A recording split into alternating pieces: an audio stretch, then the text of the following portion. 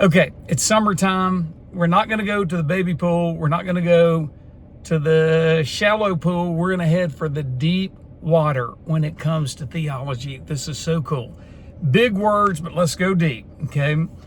You have something in Christianity called justification, sanctification, glorification. Before you roll your eyes, just stick with me, okay? I want you to picture a headstone. What do we have on a headstone? We have our birthday, we have the dash, which is everything in between, and then we have the day that we go on to see the Lord. Justification is our birthday. That's when we come to know Jesus. That's the very beginning of the Christian life. That's justification, all right? In the middle, sanctification is the dash. It's the Christian life that we live. Here's what Paul said in Ephesians chapter 4, verse 1. He said, walk, meaning currently, in a manner worthy of the gospel. The third is really, we could say, our death. Quite frankly, that's when we go on to glory. Let's just go even further with this. Justification, the very first one, it's when we become a Christian, give our life to Christ. What's a proof text?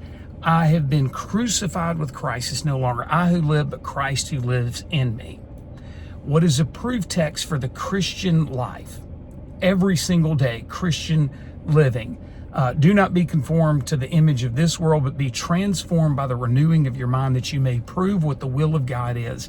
Then we're going to say gap, that which is good, acceptable, and perfect. That's the dash.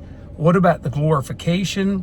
We can know that we know that we know that when we are born again, that we will absolutely be in heaven with Christ. Okay? Glorification. That's when we go to heaven. Here's a proof text for that. And 1 Peter chapter 1, on your own, please do a devotion today. Go read 1 Peter chapter 1.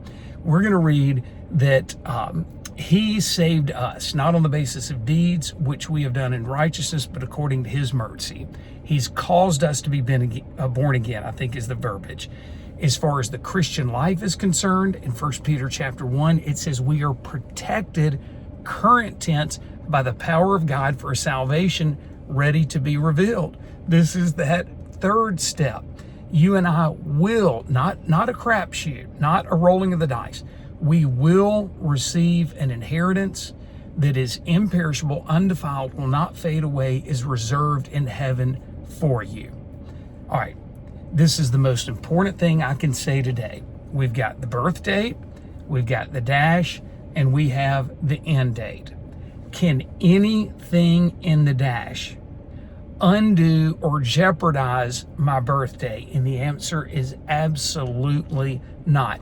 This is such rich theology. He who began a good work in you, not might, he who began a good work in you will complete it into the day of Christ Jesus. So nothing you do with the dash can undo the birth date, meaning you can't be born again and unborn again, and nothing you do today can mess up the end date, prevent you from heaven. That's good, rich theology. Here's the thing, though.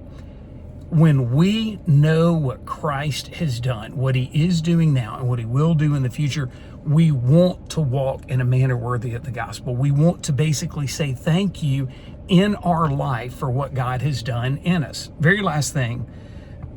In the past, okay, justification, God has saved us from the penalty of sin. Presently, that means day-to-day living, he is delivering us from the power of sin. We're no longer slaves to sin, but we're slaves to righteousness, okay? Lastly, we will be saved future tense from the presence of sin, okay? Go do a deep dive. Go to the deep water. Look at 1 Peter chapter 1, and how about Romans chapter 8? That's another good one. And Romans chapter 12. Okay, Jesus said, for those who have ears to hear, let them hear.